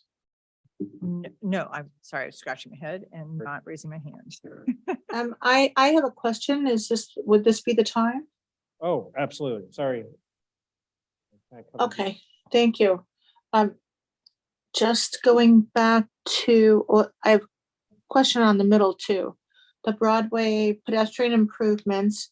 When we first started doing breakout groups, Lynn Israel and I were on the Broadway improvement subcommittee. And now that the Burlingame subcommittee has ended, because we did a walkabout and everything, I was hoping to restart the Broadway subcommittee and work on these pedestrian improvements. That was one thing. And then the other thing was, I know you said you were doing a significant outreach on the Murchison, Truesdale, and Davis bicycle improvements. I just want to be sure that the Bicycle Pedestrian Advisory Committee, are they going to be asked about their opinions on what these improvements could be also? Through chair? Sure. Well, I was going to Oh, I was going to say that any community group has access to the information and the plans, and they're welcome to speak at the meeting. That's why we have that sort of slot reserved for them. through chair. And again, we have like no different than the street resurfacing project. We've shared a list, and we'll share the link once we get that with Ms. Couchy and with Ms. Beatty as well. So they'll know about the survey once it's been finalized and everyone gets notice. So thank you. Okay, and then the Broadway pedestrian improvements, Chair Israel, are you interested in restarting our subcommittee? Otherwise, I'd like to, if you don't. No. I'm just trying to figure out, Mr. Wong, when we want to restart a subcommittee, we have a motion and, second and vote. The one thing I don't remember from the attorney's guidance is where in the meeting that would occur, and does it need to be on the agenda? Like, do we need to wait until next month for adding subcommittees? I vaguely remember it could be done at the end of the meeting, but I just don't recall. I'm just trying to do it officially correctly. Commissioner Perfect. Lee, I think that it does make sense to have one now. And I think we also need to create another one for the hillside traffic calming. So that's why I'm just not sure the best way to proceed officially. I'll have to double check with the city attorney if you want to like how we do that, but Do you mind if we wait and do this, Commissioner Lee, at the next meeting to establish those, just so I can touch base with the attorneys? Yeah, I won't be at the next meeting, so I'm going to be on an airplane during the meeting and I can't Zoom. But I'd like to just say that I would like to be on the Broadway Improvement Committee. If we establish one next month. through the chair. Yes. As we're working through this, and as long as it's not more than two of you, I'll share, once we get to that point, once we've talked, I'll keep Commissioner Lee in the loop, and we can work with her, no different than I've done with, some of the commissioners. We've just walked some of the areas. So I'll be able to talk to her about the improvements and what her ideas are individually. And we may not need to have a Prior. subcommittee. Yeah. So Yeah. So we'll even try if to work. we don't officially create the subcommittee tonight, that will be the plan. And Okay. I hear that you would like to be on it, and we will. Yeah. For that. Yeah. Yeah, if we just do another walkabout, that works quite well, I think. Sure. And Commissioner Lee, just let me know when you're back in town. Oh, I'm here next week. Okay. I just mean for the next our teaspoon meeting, I'll be on an airplane. I understood, but Okay. Thank you. I'll reach out to the attorney, making a note of that. Excellent. Okay. Then I think that winds up everything for the staff report, unless there's any other questions. So I believe that brings us to the police report. Yes, Good evening. evening. For the month of August, there were 20 collisions included in my report. Collisions. So as we discussed previously, to kind of refine things and make it a little more clear. Collisions that occurred on private property or hit and run where no cause could be determined, or collisions that were caused directly by DUI were filtered out and do not appear in this report. In this report, we have 16 collisions with another motor vehicle. We do have one bicycle collision and 3 collisions involving pedestrians. Of all these collisions in the report, the right-of-way violations were the most significant, most common factors rather, and then also speed violations. In the report, there were, like I mentioned, a bicycle collision and then several pedestrian collisions, and I will speak to each of those right now. So I know those will be just. The first report on the list is as our first vehicle pedestrian collision. A pedestrian was walking. I'll start with the vehicle. The vehicle was eastbound on North Lane, which is right by the donut shop. And a pedestrian walked northbound into the roadway from the little municipal parking lot in front of the train depot, outside of the crosswalk. And as the vehicle was passing, the vehicle was struck by the side view mirror, knocking them to the ground. And that was that collision. In that situation, pedestrian was determined through investigation to have been outside the crosswalk and had not yielded right away to the vehicle that was already passing. The next collision is the case ending in 1959, fourth one down in the list. That was a vehicle southbound on Hatch Lane. And it was attempting to proceed to turn onto Howard Avenue. At that point, a pedestrian was skateboarding on the sidewalk and traveling too fast, could not stop and collided with the side of the vehicle and found to be at fault there. About 2/3 of the way down, the case ending in number 2090. That was a vehicle traveling southbound on California Drive. The vehicle was traveling along the 200 block, which is between Burlingame Avenue and at this point, well, it's halfway between Burlingame Avenue and Howard. There was a pedestrian crossing within the crosswalk from east to west. This is the marked crosswalk in front of the Christie's restaurant in the mid 200 block. Pedestrian vehicle attempted to stop. The vehicle could not stop and pushed the pedestrian who lost balance and was knocked to the ground, causing minor injury. Finally, the third from the bottom, case ending in 2133. This was a vehicle northbound along the 1800 block of Bayshore. So this is Bayshore along the hotels. A major landmark on that would be the Marriott Hotel along the 1800 block.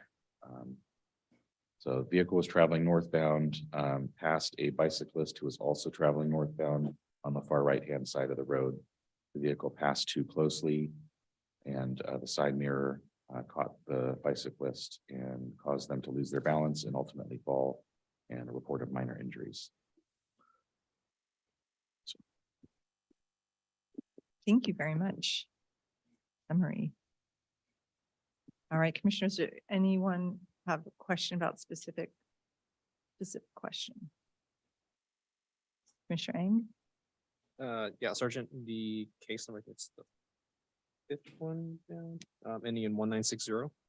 Yes, sir. Can you provide some of the details on that one that you have? This involved a left turn yield. I believe this is the Ray Rosedale and El Camino. There's a similar situation as always where somebody's waiting to make their left turn and then somebody else makes their left turn and doesn't see that someone's already coming through. So, sorry, can you explain where the positions of the? Sure, I can look up the exact. So it's.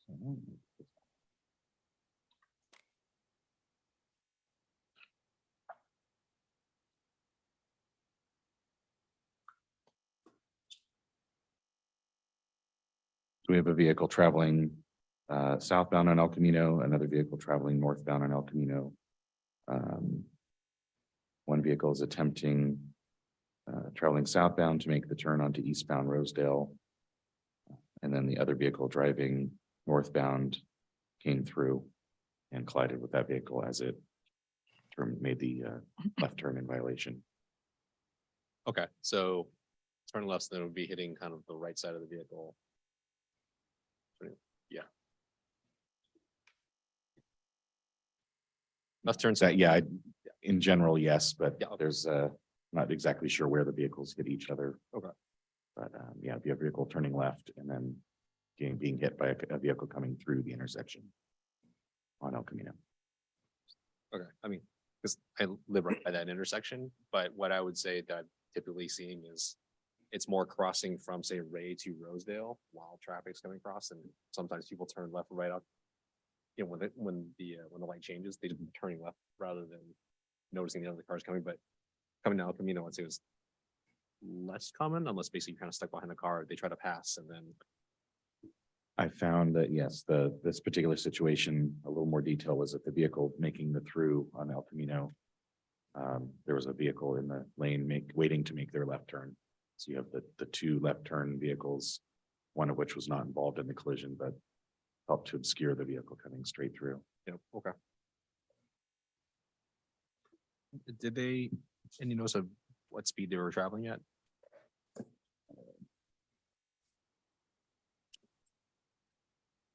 One driver did not make a claim of speed, the other claimed driving 35. Okay. No, appreciate that. Thank you. Commissioner Marcus? Sure, yeah, through the chair. Sergeant Roberts, back to case 1934. Can you explain the major injury on that pedestrian? Major injury, yes. Didn't sound like it was major, but Well, The one I witnessed. they get classified as major for various reasons. Visible injuries were abrasions. And I believe there's a transport due to concern for possible lack of loss of consciousness. Yeah. okay. So They had to- again, any laceration, broken bone, regardless of whether it's many bones or one bone, loss of consciousness automatically get classified as major injury. Okay. And then another question, Sergeant.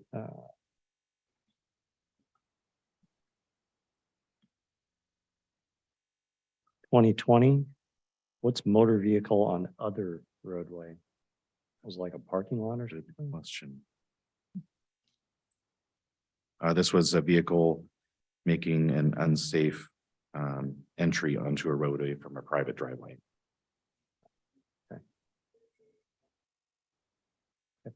Thank you. Good question. All right. With that- I have a couple questions. Sorry, I didn't see your hand. I know. There it is. Anyway, so just going back to some of these collisions or hits, whichever it is. The north lane, the very first one, North and California Drive, was that in front of the donut shop? And was it a minor? Was it someone going to school? Answer that, actually. I mean, I was there when that person got hit as an adult male. And he was walking from the donut shop toward the train station. I'm actually. It was an adult male walking from the parking lot that's directly in front of the train depot. Crossing in the driveway portion, but not within the crosswalk. Walking in the Okay. direction of the driveway to the lot that's right in front of the donut shop. Okay, all right. One thing I've noticed there is that it's not a zebra crossing. Those are just the two sticks. They're not that visible. But anyway, then it seems like all three pedestrian hits, whether it was their fault or not, like the person on the skateboard or whatever, are all within the area that would be considered Burlingame Avenue shopping district. And kind of going back to Commissioner Eng's comments of the day and in past times would be if we could reduce the entire speed limit around the entire like from the train or from the high school all the way to El Camino, the entire shopping district of Burlingame Avenue shopping area to 20. I believe the new state law allows us to do that. I guess we shouldn't disband our Burlingame Avenue safety, because it'd be great if we could get our speed limit down to 20. Like here I am in Napa, the entire shopping area, the whole area is 20 miles per hour with the new law. Perhaps that's something we should consider for the entire Burlingame Avenue area, because if you look at this and, 3 pedestrian hits and they're all in that area. Obviously, it's a huge pedestrian area, but if we could get the speed limit down, maybe it would help the ones like on Carol Ann, on these busier streets or in front of Christie's. Make people more aware to slow down in this whole area. I guess that's it. Thank you. Thanks, Mr. Wong. Yeah, through the chair, I did have one question for our traffic sergeant. I usually don't. On the 2090, the one, the pedestrian injury at Howard, Yes, sir. does the report indicate if the rapid flashing beacon was depressed when the person was crossing? The pedestrian claimed to have pressed the button.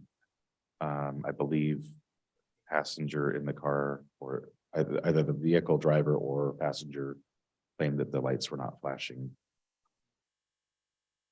Thank you. That, I just wanted, if you could bear with me for just a moment. That brings up a good point. Wait, while you're looking that up, when you press the flashing beacon, is there, how some of the talking crosswalks say, okay to cross or wait to cross? Do those rapid flashing beacons talk? through chair, I'll have to double check. I don't believe they do, Okay. because it's a warning device. It's not a signal. The Yeah. pedestrian ones will say, Oh, yeah. okay, on the robotic voice. Got it. That's okay. The ones at the roundabout say yellow lights are flashing. Yellow lights are flashing. That is true. Okay. Yeah. Maybe they're newer. So within the report, there were statements taken, statements of the driver indicated that the crosswalk lights were not activated and that the pedestrian was running across the street. Pedestrian said that they did press the button and then proceeded to jog across the street. Thank you. Thank you. No. That's very helpful. Commissioner Eng, you had a question? Just clarification to Commissioner Lee's statements. I think the statute we were talking about was SB 37. Mhm. I think Commissioner Lee, that's the one we were talking about where it would allow kind of the dropping of the speed limit farther beyond the 25, but at least the last time I asked about this, and this was a few meetings ago, it had not been passed yet. So is there any update on that? I'll have to look myself. Okay.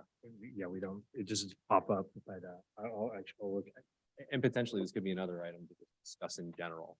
If it has passed, there might be, I think, cause to have a discussion on where we want to apply it. Because it might not just be that area, Commissioner Lee, but Yeah, to my understanding, it's been passed for months. And signed. Great. Okay. Thank you so much, Sergeant. Appreciate it. We'll now move to item E, 7E, teaspoon and chairs communication. Has anyone received an email that directly or? No. All right. address somebody else. Oh, yes. Yeah. Address staff. Yeah, that was funny. Okay. Then let's move to committee reports, agenda item number 8. Is there any public comment related to the committee report? No public comments. Right. First, Burlingame Avenue pedestrian safety improvements. Commissioner Lee. No, thank you. BIS school safety study. I'm going to let Commissioner Eng talk because my voice is tired tonight. Sure.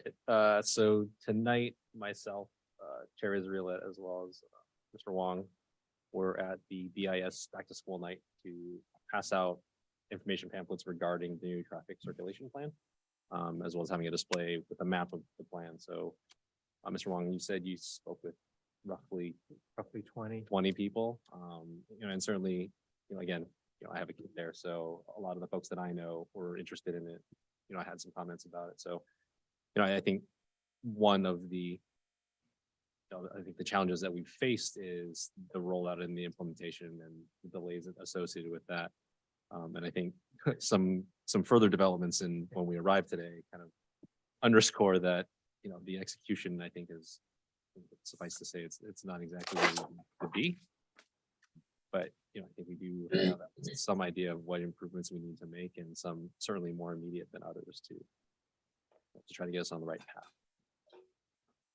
Through chair, if I can add one more, just because I managed to speak with some folks and chairs for that.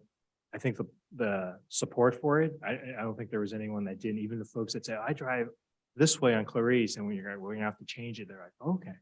So kudos to everyone who's doing that, because hopefully, yeah, that's a huge step. Hopefully that that means it'll work.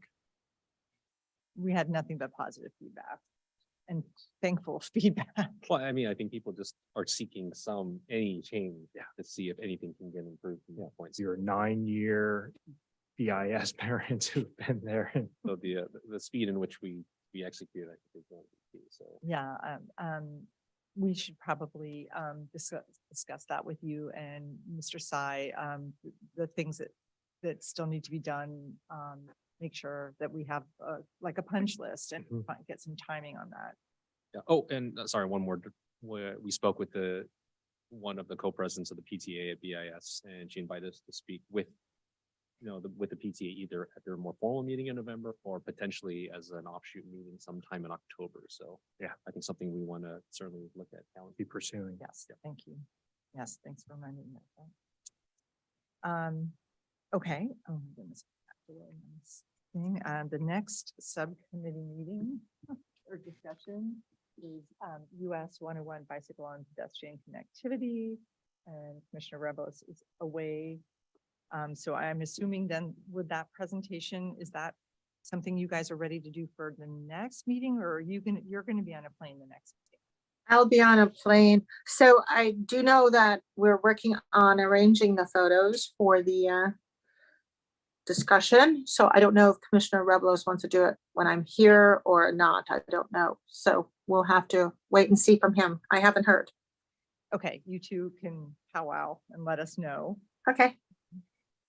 Okay, then let's move on to future agenda items. Mr. Wong, what have lined up for us? Let me double check and see how we want to process with stop signs. We may have a couple stop signs to support and to send off to council.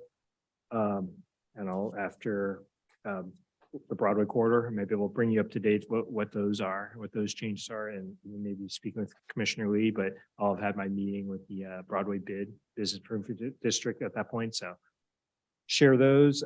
We have our downtown improvements.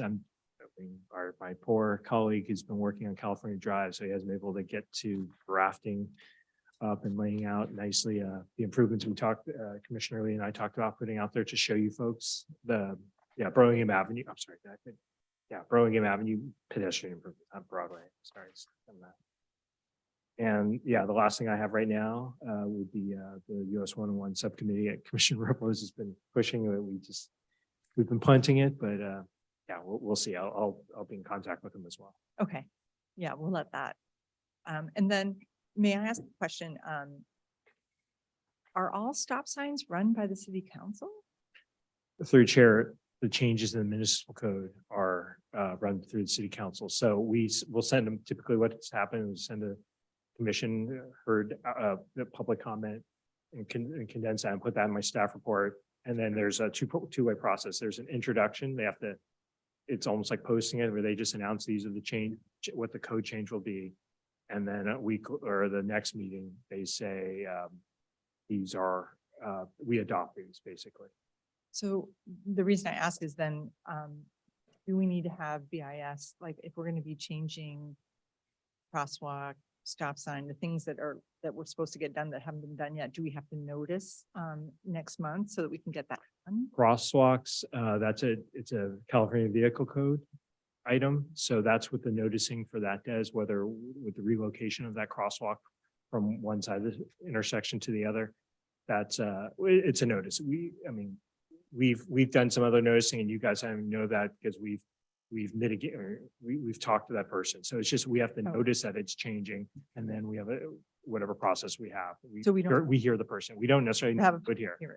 We don't. The stop signs, we knew, but we do have to, but let me talk to our director because sometimes we've done other ways of the stop signs, but Just like to expedite it, you know. and that would include, there was one earlier, a resident mentioned the one Paloma Carmelita, which you guys had discussed earlier.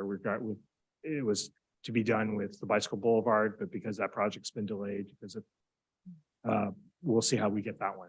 Okay, So there's at least two that we're going to talk about and potentially for the third, for me. yeah. I mean, if there's just, we're going to be meeting with the BIS PTA in October. And, you know, I don't want to wait until October's meeting to find out if we can, to get that stop sign put in at Casada and Ray. In the next couple of days, I'll have And a the- discussion with our director and Mr. Sy and see how Okay, we want to get these stop signs in. okay. Can I, through the chair, for any engineers report, can we get an update on the stoplight at Oak Grove and Caroline? Okay, yeah. Yeah. Now that it's a new school year, is that coming soon or is it still off a ways? So I forget why it was held up. Was it held up because? We're trying to coordinate, make sure that the improvements on the bike went on there Yeah. and because it deals with Caltrain as well. So now we're wrapping that up. The design is Yeah. pretty much, you can maybe in the engineer's report. just Sure. An update. sure. That's And can we- great. Like And- pictures. Yep. Oh. I didn't even see that little orange hand. Oh, sorry. Commissioner Lee. Hi, thank you. Yeah, I just wanted just to clarify, Mr. Wong, you will be addressing the Paloma Carmelita stop sign that was already approved in 2022 and letting us know when it's going to be actually installed. Will that be on our agenda next month?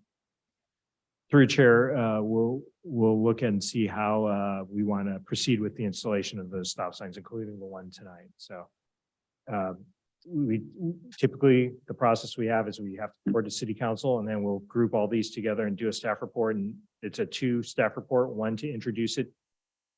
And you're just letting people know a stop sign's going in. And then the second meeting would be to adopt.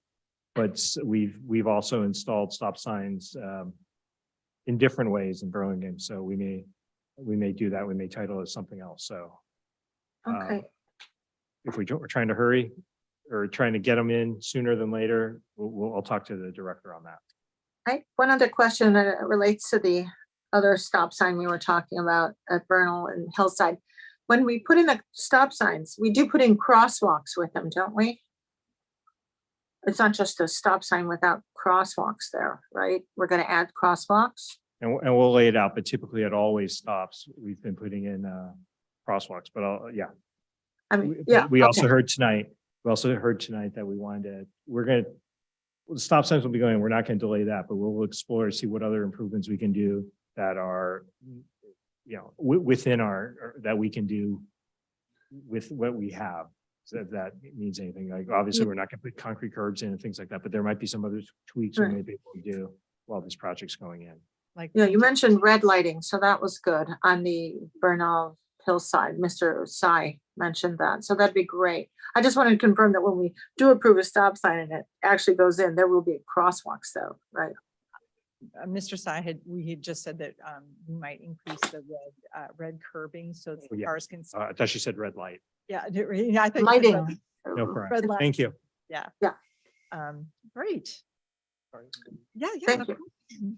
Quick question. So will we find out if we are going to agendize the formation of new subcommittees next meeting? Is that Yes. for them?